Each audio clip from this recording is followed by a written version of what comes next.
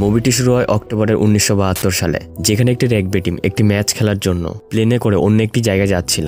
এখানে অনেক লোক এমন ছিল যারা এই প্রথমবার এই কান্ট্রি থেকে বাইরে বেরোচ্ছে। কিছু প্লেয়ারের ফ্যামিলি মেম্বারও তাদের সাথে এসেছিল। এরপর যখনই প্লেন ওড়ে কিছু সময়ের মধ্যে সেই প্লেনটি বরফের এলাকায় পৌঁছে যায়, কিন্তু হঠাৎ করে তাদের প্লেনটি খুব জোরে ঝাঁকতে শুরু করে। আর হঠাৎ করেই সেখানে বরফের একটি ঝড় চলে আসে, যার ফলে প্লেনটি বেকাবু হয়ে নিচের দিকে পড়ে যেতে থাকে। কিন্তু তারপরও পাইলট এই খতরনাক ঝড়ের মধ্যে দিয়ে প্লেনটাকে বাঁচানোর চেষ্টা করে, কিন্তু তাও প্লেনটি কন্ট্রোলের মধ্যে আসছিল না। আর ভিতরে সমস্ত জিনিসগুলো এদিক সেদিক পড়তে শুরু করে। আর কিছুক্ষণের মধ্যেই প্লেনের সামনের দিকটা বরফের মধ্যে গিয়ে ধাক্কা লাগে এবং সব লোকজনগুলো সামনের দিকে পড়ে যেতে শুরু করে। আর সব জিনিসপত্রগুলো এলোমেলো হয়ে যায়। আর এই ভয়াবহ দুর্ঘটনার কারণে অনেক লোক সেখানেই মারা যায়। কিছুক্ষণ পর সেই সমস্ত লোক যারা সবাই ঠিকঠাক ছিল তারা ফেসে যাওয়া লোকজনগুলোকে বাইরে বের করতে থাকে। খুব ভয়ানক একটি মুহূর্ত ছিল, চারিদিকে শুধু রক্ত ছড়িয়েছিল, কিন্তু এখানে তারা সবাই একে অপরকে সামলে নেয়। আর এবার দুজন ছেলে ক্যাবিন খুলে পাইলটের কাছে যায়। তার অবস্থাও খুব খারাপ হয়েছিল, আর এক পলকেই তার সেখানে মৃত্যু হয়ে যায়। দেখতে দেখতে রাত হয়ে আসে, আর সেখানে টেম্পারেচারও ধীরে ধীরে কমতে শুরু করে। আর যেহেতু এই ঠান্ডায় তাদের খুব খারাপ অবস্থা হয়ে যাচ্ছিল, এর জন্য তারা প্লেনের পিছনে ভাঙা অংশটাকে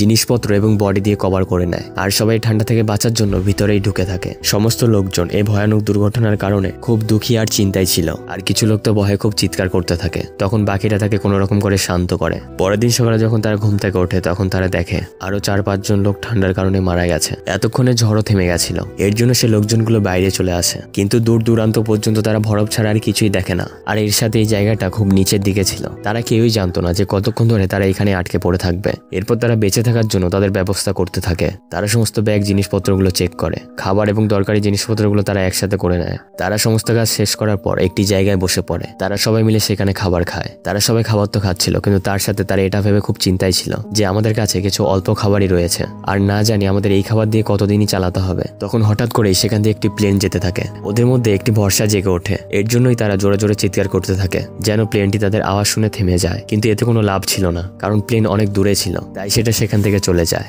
এরপর তৃতীয় দিন একটি ছেলে ন্যান্ডোর জ্ঞান ফিরে আসে। ন্যান্ডোর অবস্থা খুব খারাপ হয়েছিল, তার চেহারা নষ্ট হয়ে গেছিল, কিন্তু কোনো রকম করে সে তার বোনের কাছে যায়। আর তার বোনের অবস্থাও খুব খারাপ হয়েছিল। যখন ন্যান্ডো তার মা বাবার বিষয়ে জিজ্ঞেস করে, তখন সে জানতে পারে যে তাদের মৃত্যু হয়ে গেছে। এই কারণে সে দুজন ভাই বোন খুব দুঃখী হয়ে যায়। আর এখন খাবার জন্য তাদের জলের দরকার ছিল, তাই তারা বরফ গুলিয়ে সেটা জল তৈরি করে, আর সেটা কোনো রকম ভাবে খেয়ে দিয়ে তাদের দিন পার করে। এর সাথে তারা বাইরে ব্যাগ দিয়ে এক্সের চিহ্ন তৈরি করে, কারণ যেই এখান দিয়ে যাবে সেজন্য এই চিহ্নটা দেখতে পায়। তারা যেন বুঝতে পারে যে এখানে লোকজন আটকে পড়েছে। এরপর পরের দিন আরো একটি প্লেন আসে, কিন্তু সেটাও তাদের কোনো হেল্প করতে পারছিল না, কারণ সেটি অনেক দূরে ছিল। যার কারণে তারা বুঝতে পেরে যায় যে হয়তো গভর্নমেন্ট বুঝতেই পারছে না যে তারা কোথায় আছে। আর এর জন্যই গভর্নমেন্ট প্লেনটি তাদের এখানে না পাঠিয়ে আলাদা আলাদা জায়গায় পাঠাচ্ছে, কারণ তারা এই লোকেদের কোনো এক্সাক্ট লোকেশন জানতো না। এরপরে তাদের মনে পড়ে যায় যে প্লেনের পিছনের অংশে কিছু ব্যাটারি ছিল, তো হতে পারে যে আমরা সেগুলোর সাহায্যে প্লেনের রেডিও চালাতে পারবো, যেটা এই সময় খারাপ হয়ে পড়ে আছে। তাই এই কারণেই তারা সেই অংশটাকে খুঁজে বের করতে চায়। আর যখনই তারা কিছুটা উপরে যায়, তখন তারা দেখে যে জায়গায় আমাদের প্লেনটা ধ্বংস হয়েছে সেই জায়গা তো এখান থেকে দেখাই যাচ্ছে না। আর এর জন্যই কেউ আমাদের কাছে হেল্প করার জন্য পৌঁছাতে পারবে না। আর এখন উপরে বরফ পড়তে শুরু করে, তাই তারা ফিরে আসার সিদ্ধান্ত নেয়। এভাবেই দিন কেটে যায়। আর এক সপ্তাহ পর তাদের সমস্ত খাবার শেষ হয়ে যায়। আর এই এলাকার মধ্যে না কোনো পশু পাখি ছিল, না কোনো গাছপালা ছিল যাদের খেয়ে তারা বেঁচে থাকতে পারত। তাই তারা পাথরে আটকে থাকা কাক খেয়ে বেঁচে থাকে। কিন্তু তার জাহাজ খুব তেতো ছিল। খিদের জ্বালায় বিরক্ত হয়ে নান্ডো বলে, যদি আমাকে লাশের মাংস খেতে হয় আমি তাই খাবো। তার এই কথায় কিছু লোক রাজি হয়ে যায়, যদিও কিছু লোক এই বিষয়টি নিয়ে নিজেদের মধ্যে ঝামেলা করতে শুরু করে। সময়ের সাথে সাথে তাদের খিদে এতটাই বেড়ে যায় যে তারা তাদের জুতো, লেস এবং সিগারেটও খেতে শুরু করে। আর পরের দিন সকালে ন্যান্ডো দেখতে পায় যে তার বোনও নিঃশ্বাস ত্যাগ করেছে। সে খুব দুঃখী হয়ে পড়ে যে আজ আমার মা বাবার সাথে আমার বোনও চলে গেছে। এটা দেখে সেখানে একটি ছেলে খুব দুঃখী হয়ে পড়ে। সে তার মা বাবার জন্য একটি লেটার লেখে। এভাবেই তাদের 21 দিন পেরিয়ে যায়। তাদের মধ্যে কিছু লোক তো খিদের জ্বালায় পাগল হয়ে যাচ্ছিল। তারা যে কোনো কিছু খাওয়ার জন্য রেডি ছিল। এর জন্য বাকি সবাই তাদের এই অবস্থা দেখে তাদের লাশ খাওয়ার জন্য অনুমতি দিয়ে দেয়। এরপর কিছু লোক বাইরে যায়, কাঁচের টুকরো দিয়ে সে লাশ কেটে খেতে শুরু করে। আর এখানে শুধু 5 জনই এমন ছিল যারা লাশের মাংস খেতে চায় না, কারণ তাদের ধারণা ছিল যে তারা ক্যানিবালস অর্থাৎ নরখাদক কখনো হবে না, বরং তার থেকে মরে যাওয়াই ভালো হবে। কিছুক্ষণ পর খোঁজার পরে তারা একটি বরফের মধ্যে ব্যাগ খুঁজে পায়। খুলে ভিতরে চেক করার পর তারা একটি রেডিও খুঁজে পায়। তারা তাদের বুদ্ধি খাটিয়ে সেখানে একটি অ্যান্টেনা তৈরি করে। আর যখনই তারা রেডিও শোনে, তখন তারা জানতে পারে যে গভর্নমেন্ট তাদের খুঁজে বের করার জন্য 60-এরও বেশিবার তাদের জন্য প্লেন পাঠিয়েছিল, কিন্তু কেউই তাদের খুঁজে বের করতে সফল হয় না। তো এর জন্য গভর্নমেন্ট এটা ভেবে নিয়েছে হয়তো প্লেন ক্র্যাশ হয়ে সমস্ত লোক মারা গেছে। এটা শোনার পর তারা সবাই খুব দুঃখী হয়ে যায়। এখানে তাদের সাহস জবাব চায়, তাই বেঁচে থাকা বাকি 5 জন লোককেও মাংস খেয়ে কাটাতে হয়। কারণ এটা শোনার পর তারা সবাই বুঝতে পেরে গেছিল যে আর তাদের বাঁচানোর জন্য কেউই আসবে না। কিছুক্ষণ পর প্লেনের পিছনের অংশটা খুঁজে বের করার জন্য 3 জন ছেলে বেরিয়ে পড়ে। কিছু দূর হাঁটার পর তারা কিছু ভাঙা টুকরো খুঁজে পায় এবং তার সাথে কিছু লাশ। যেতে যেতে যেহেতু রাত হয়ে গেছিল তাই তারা ঘুমানোর চেষ্টা করে, কিন্তু তারা কেউই ঘুমাতে পারে না, কারণ সারা রাত সেখানে বরফের বৃষ্টি পড়ছিল। পরের দিন সকালে যখন তারা ঘুম থেকে ওঠে তখন তারা বরফে সম্পূর্ণ ঢেকে ছিল। আর এখন বেঁচে তো ছিল, কিন্তু তাদের অবস্থা খুব খারাপ হয়ে গেছিল। একজন তো কিছু দেখতে পারছিল না, আর দ্বিতীয় জন খুব দুর্বল হয়ে পড়ে। তাই তারা 4 জনই নিচে ফিরে আসে। এর জন্য সেই ছেলেটা যে এখন অব্দি মাংস খায়নি সেও চুপচাপ মাংস খেয়ে নেয়। আস্তে আস্তে ঝড়ও আসছিল, কিন্তু তারা সবাই প্লেনের ভিতরে বসে একে অপরের সাথে কথা বলছিল যাতে সবাই ভালো সময় কাটাতে পারে। কিন্তু তাদের কথা বলার মধ্যেই সেখানে ভয়ানক জোরে ঝড় চলে আসে, আর সমস্ত বরফগুলো তাদের প্লেনের ভিতরে ঢুকে যায়। সম্পূর্ণ প্লেনটাই বরফে ঢেকে যায়। আর এখন বাইরে থাকা লোকজন বরফ সরিয়ে তাদের বন্ধুদের ভিতর থেকে বের করতে থাকে। কিছুক্ষণের মধ্যেই সব লোকেরা উপরে উঠে আসে, কিন্তু সেখানে একটি মহিলা যে বরফে ঢেকে গেছে সে সেখানেই মারা যায়। আর তখনই তারা একটি ভয়ানক আওয়াজ শুনতে পায়। তারা বুঝতে পেরে যায় যে আরেকবার বরফের জোরালো ঝড় আসতে চলেছে। আর দেখতে দেখতেই তারা আরেকবার ভয়ানক ঝড়ের কবলে পড়ে যায়। আর এবারও অনেক লোক বরফের নিচে ঢেকে মারা যায়।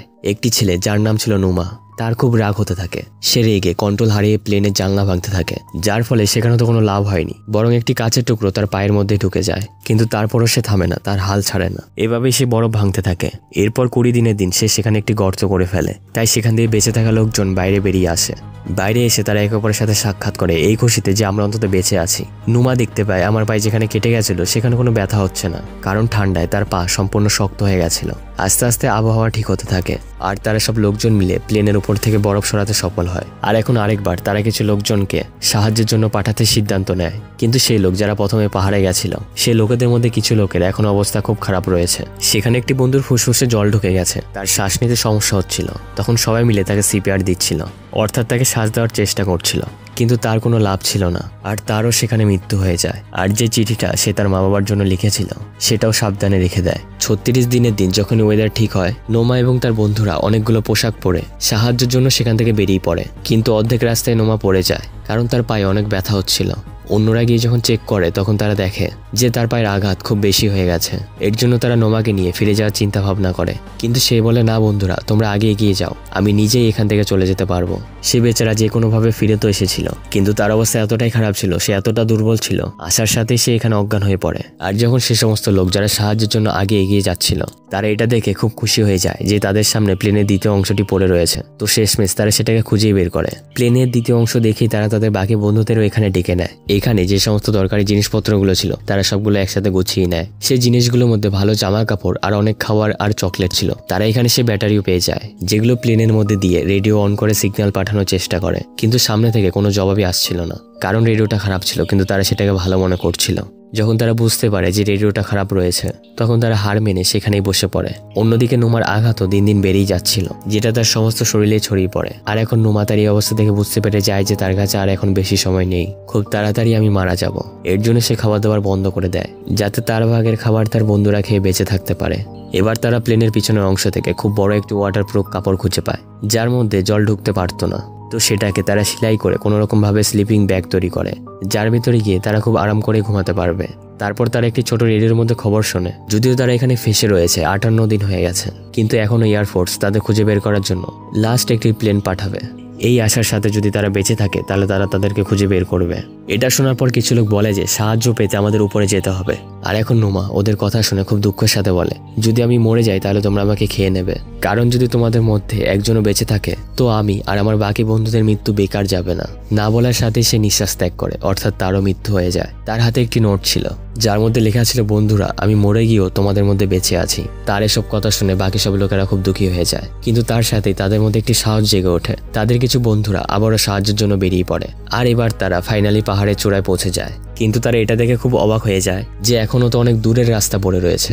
এর জন্য তারা এখানে বসে ভাবতে শুরু করে। তারা একবার মনে করে যে চলো আমরা ফিরে চলে যাই, কিন্তু তারা যেহেতু নিজের হাল ছাড়তে চায় না তো যে কোনো মূল্যে আগে এগিয়ে যাওয়ার সিদ্ধান্ত নেয়। আর এখন তাদের কষ্ট সফল নিয়ে এসেছিল, কারণ কিছুদিন যাওয়ার পর তারা পরিষ্কার জলের নদী দেখতে পায়, যেখান থেকে তারা অনেক জল খেয়ে তাদের তৃষ্ণা মেটায়। তখনই হঠাৎ করে তারা সামনে একটি ঘোড়ায় চড়া লোককে দেখতে পায়, যাকে দেখার পর তারা খুশিতে পাগল হয়ে যায়। তারা সাহায্যের জন্য চেঁচাতে শুরু করে, কিন্তু সেই লোকটি তাদের কোনো কথাই বুঝতে পারছিল না। এর জন্য সে একটি কাগজ এবং পেন তাদের দিকে ছুড়ে দেয়। তারা তাদের সম্পূর্ণ ঘটনাটি লিখে তার দিকে ছুড়ে দেয়। এরপর সেই লোকটি কাগজটি নিয়ে খুব দ্রুতই চলে যায়, শহরে গিয়ে অফিসারদের দিয়ে দেয়। আর এই ঘটনা খুব তাড়াতাড়ি এয়ারফোর্স রেস্কিউ টিমদের জানানো হয়, যাতে তাদের সাহায্য করার জন্য তারা যেতে পারে।